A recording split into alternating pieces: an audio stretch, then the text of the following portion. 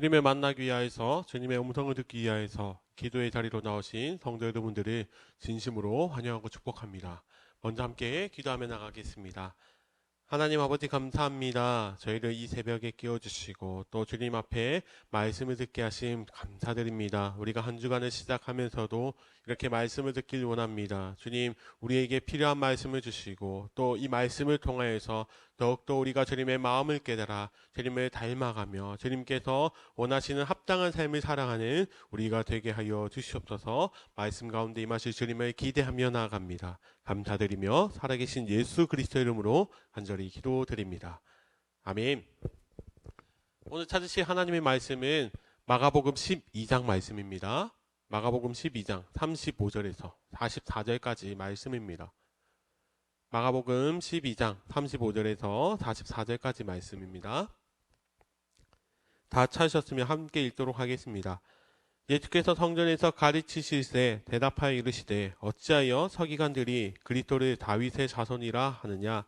다윗이 성령에 감동되어 친히 말하되 주께서 내 주께 이르시되 내가 내 원수를 내 발 아래에 둘 때까지 내 우편에 앉았으라 하셨도다 하였느니라. 다윗이 그리스도를 주라 하였은즉 어찌 그의 자손이 되겠느냐 하시니 많은 사람들이 즐겁게 듣더라. 예수께서 가르치실 때에 이르시되 긴 옷을 입고 다니는 것과 시장에서 문안 받는 것과 회당의 높은 자리와 잔치의 윗자리를 원하는 서기관들을 삼가라. 그들은 과부의 가산을 삼키며 외식으로 길게 기도하는 자니 그 받는 판결이 더욱 중하리라 하시니라. 예수께서 헌금함을 대하여 앉으사 무리가 어떻게 헌금함에 돈 넣는가를 보실세 여러 부자는 많이 넣는데 한 가난한 과부는 와서 두 렙돈 곧 한 고데란트를 넣는지라. 예수께서 제자들을 불러다가 이르시되 내가 진실로 너희에게 이르노니 이 가난한 과부는 헌금함에 넣는 모든 사람보다 많이 넣었도다. 그들은 다 그 풍족한 중에서 넣었거니와 이 과부는 그 가난한 중에서 자기의 모든 소유 곧 생활비 전부를 넣었느니라 하시니라. 아멘. 사랑하는 성도 여러분, 오늘 시간은 드러내는 삶이 아닌 내어드리는 삶이라는 제목으로 하나님의 말씀을 전하기를 원합니다. 사랑하는 성도 여러분, 오늘 우리가 읽은 마가복음 12장 본문 말씀은 예수님께서 성전에서 말씀을 가르치실 때 서기관들과 대화를 하던, 조금 더 자세히 설명을 드리면 예수님께서 대화를 통해서 서기관들을 곤란하게 만드신 본문이 바로 마가복음 12장 말씀입니다. 그동안 서기관들은 예수님을 찾아와 논쟁하기를 즐겼습니다.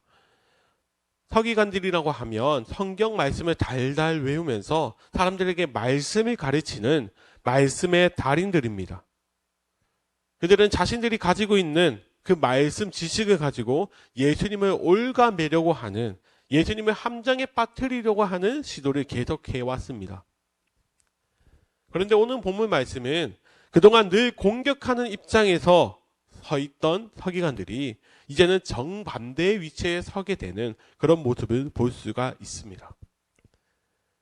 그렇다면 예수님께서 어떤 말씀을 서기관들에게 하셨는지 35절과 36절 말씀을 읽어보도록 하겠습니다. 예수께서 성전에서 가르치실새 대답하여 이르시되 어찌하여 서기관들이 그리스도를 다윗의 자손이라 하느냐.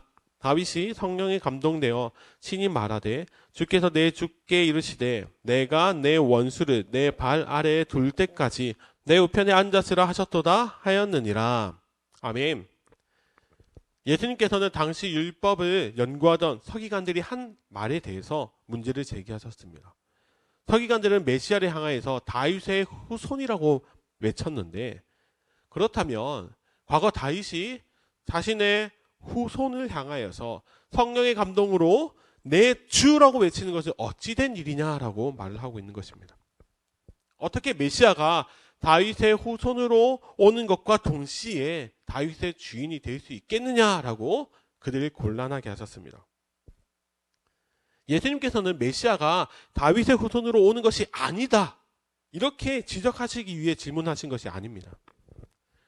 예수님께서는 서기관들을 당황하게 만드시면서 말씀하시고 싶으신 것은 메시아가 다윗의 후손이 맞지만 다윗의 후손임의 동시에 다윗이 주라고 외치는, 즉 메시아는 다윗보다 훨씬 더 위대하신 분이라는 것을 강조하시기 위함입니다. 어느 부모가, 어느 조상이 자신의 후손을 향하여서 주인이라고 외치겠습니까? 그러나 다윗은 성령의 감동으로 장차 오실 예수 그리스도 메시아를 향하여서 경외를 표했습니다. 그리고 예수님께서는 다윗의 한 말, 내 주, 그 주가 바로 예수 그리스도, 다윗의 후손으로 이 땅에 오신 메시아가 예수님이시라는 것을 지금 그 자리에서 선언하고 계시는 것입니다. 사랑하는 성도 여러분, 서기관들은 하나님의 말씀을 해석하고 가르치는 지혜를 가지고 있었습니다.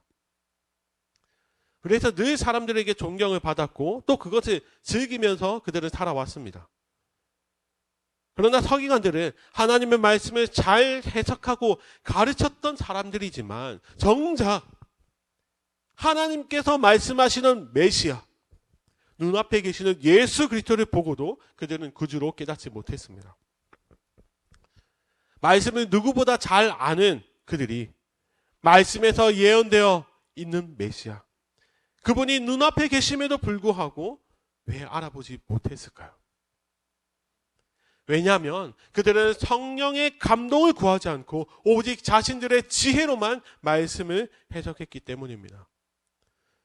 그래서 말씀을 아무리 읽고 외우고 보아도 머리로 해석한 말씀이었기에 말씀대로 오신 예수님, 그리고 말씀이 육신을 입고 오신 예수 그리스도를 보아도 깨닫지 못했던 것입니다. 그래서 예수님께서는 38절부터 40절까지의 말씀을 가지고 서기관들을 조심하라고 경고하십니다. 서기관들은 긴 옷을 즐겨 입었습니다. 여기서 긴 옷이라는 것은 행사나 예식이 진행될 때 높은 사람들이 입는 옷입니다. 그런데 서기관들은 평소에도 긴 옷을 입으면서 사람들의 시선을 즐겼습니다.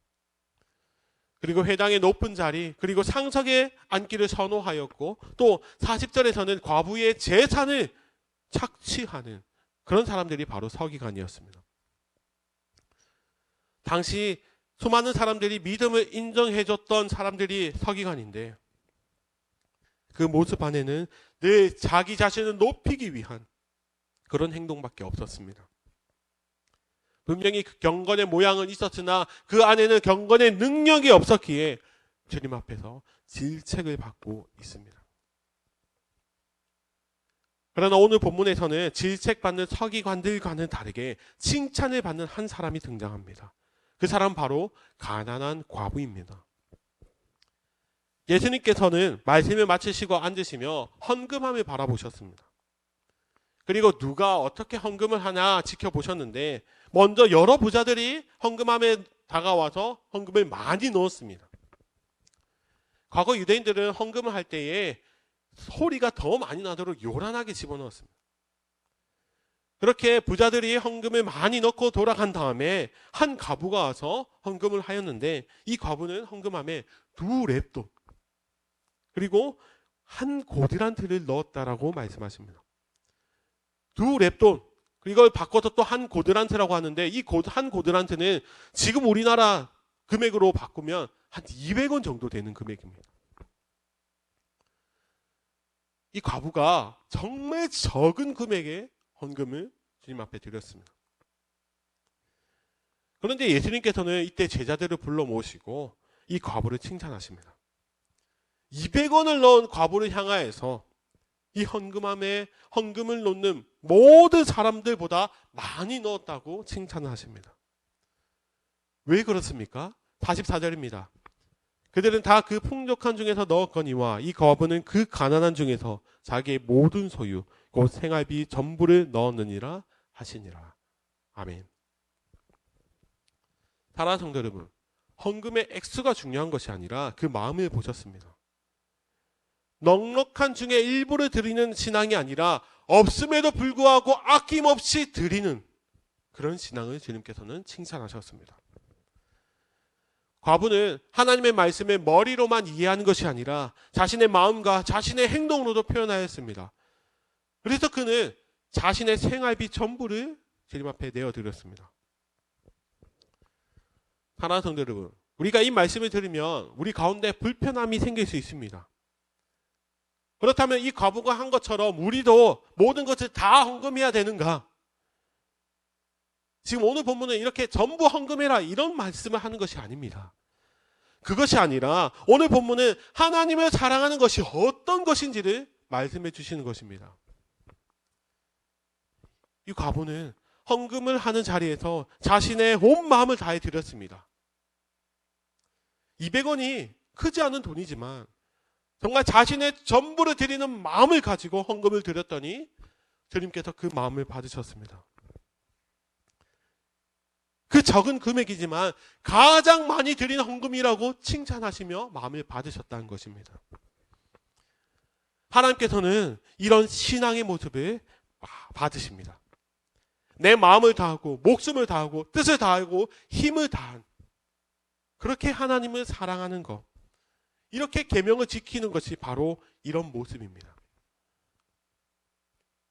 오늘 본문은 두 대상이 신앙이 어떻게 다른지를 구분하여서 말씀하여 주십니다. 믿음의 자리에서 자신을 드러내려는 서기관들과 또 믿음의 자리에서 자신의 모든 것을 내어드리는 과부. 주님께서는 이 두 믿음의 모습을 통하여서 우리들에게 분명하게 말씀하십니다. 믿음은 우리가 살아가는 모든 자리에서 드러나게 된다는 것입니다. 아무리 경건의 모습이 있어도 그 안에 주님을 경외하는 마음이 없다면 그 삶은 주님을 의지하지 않는, 그리고 내 삶에 역사하시는 주님을 보지 못하는 그런 삶이 될 것입니다.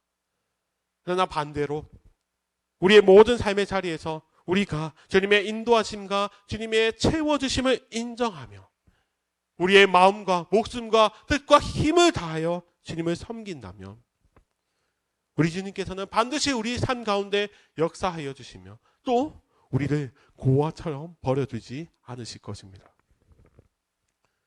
이것이 우리의 믿음의 삶 가운데 나타나는 것입니다. 사랑하는 성도 여러분, 우리가 오늘 하루도 살아갈 때 이 말씀을 기억하며 살아가기 원합니다.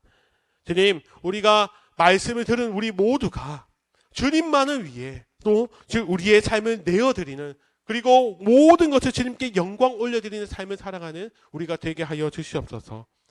정말 이 과부처럼 우리의 마음을 다하여 주님을 섬김으로 말미암아 주님을 사랑하는, 그리고 주님께 믿음을 칭찬받는 진짜 주의 자녀, 주님과 사랑하며 교제하는 정말 주의 자녀가 되는 우리 모두가 되기를 주님의 이름으로 간절히 축원합니다.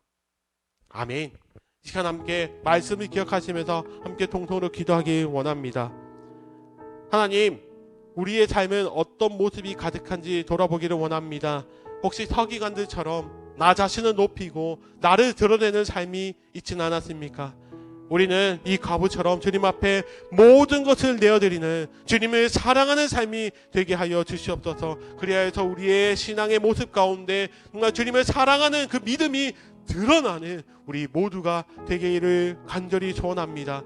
이 시간 우리가 또 기도 드릴 때에는 많은 기도의 제목을 가지고 나아갑니다. 주님, 우리의 그 모든 기도 제목 아시오니 주님 우리의 기도를 들어주시고 응답하여 주시기를 원합니다. 이 시간 우리 함께 통성으로 기도하실 때 우리의 말씀을 가지고 또 우리의 기도 제목을 가지고 함께 통성으로 기도하며 나가겠습니다. 기도합니다.